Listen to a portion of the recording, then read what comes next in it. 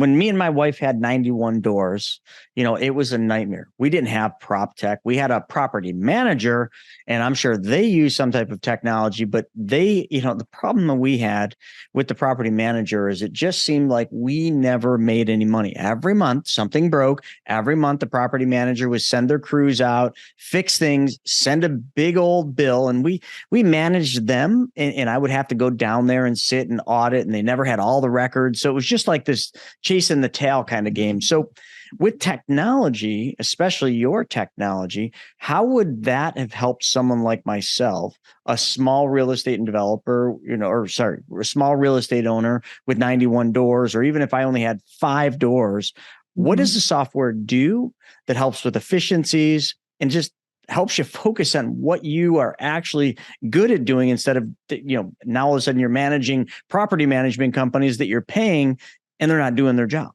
Yeah, exactly. So, well, let me even go back a little bit further to the problem I identified and then kind of why we started it, because no one would help us because we weren't big enough. So for example, we had about 100 units at the time in San Diego, and actually we probably had about 65 units at the time in San Diego when we first started doing this back in 2011. Our water bills were astronomical and they were going up year over year. We were just including that with rent.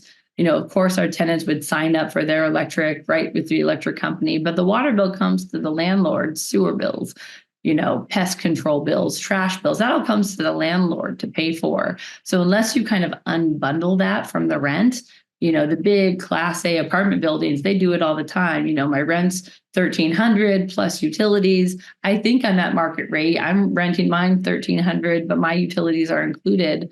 It wasn't until one of my residents called one day complaining that her neighbor was leaving the water on. So we sent our on-site manager in there. She wasn't home. She comes back from work. We're like, what are you doing? Her shower's on all day. She said, well, my dog has anxiety. And so when I leave for work, she barks and upsets the neighbors. So if I leave my shower on all day, she thinks I'm home and doesn't bark. And I went, oh my gosh. Do you realize? I got to say something. This is so absurd. With all the technology, like, Amazon Echoes and everything, can't you just be like, hey Siri, or hey Alexa, play the sound of a shower, and it would play all day long. But remember, this is like when 2011. God, it makes me so mad because there's people that can't even like get water to live. And give their children water. Something, right? Oh, but this is 2011, like the iPad had just come out, if you think about it.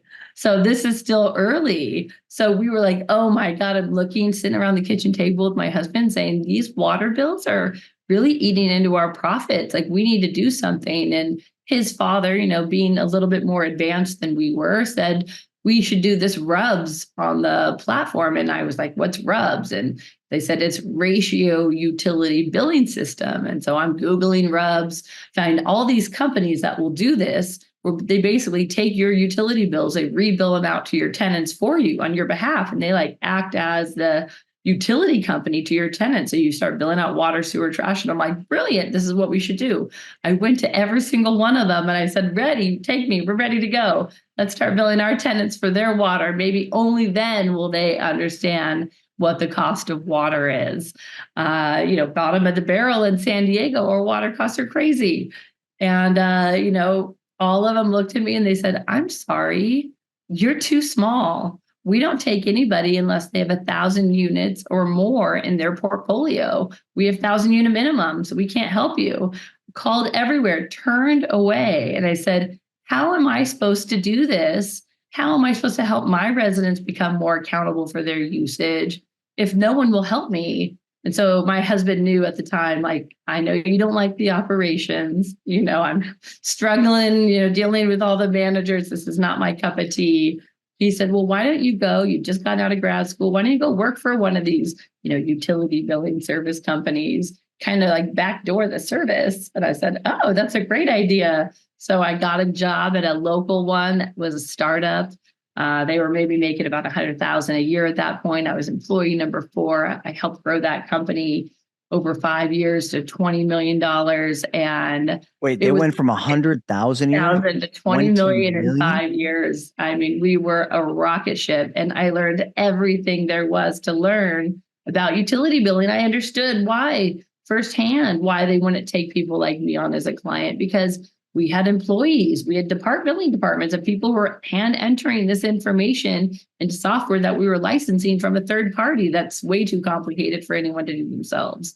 So there's no reason that that same biller that I'm employing is going to spend time on somebody with 10 units when they need to focus on people who have, 200 units, 500 units, thousands of units in their portfolio. It's just time value money thing. So my sister, who's in LA, had about a dozen units. And so we started doing this on our one property. Before I get into that, our first property, we tried this on. My husband's like, oh my gosh, all of our tenants are going to move out. They're going to be mad. We're charging them for water. I said, no, I've done this enough. They're not going to move out. This is not uncommon. We're just going to start doing it. Instead of a flurry of move out requests, we got a flurry of maintenance requests of people who are like, oh, my toilet's running. Oh, my faucet's leaking. Maybe it's been leaking or running for months, but I haven't told you because I'm secretly hiding a cat in my unit that I don't want you to know about. Or maybe I had extra tenants who've been staying longer and I don't want to tell you about it. So I don't want you in my units. But all of a sudden they get a bill for their water, sewer, trash. You better believe it. They're calling you every time that toilet runs. So immediately our overall consumption at the property went down by about 20%. My husband was shocked. But on top of that, that's not even the secret. The secret behind utility billing is not about billing your tenants for utilities and taking that third largest expense and increasing your NOI because you're basically moving it onto the income side.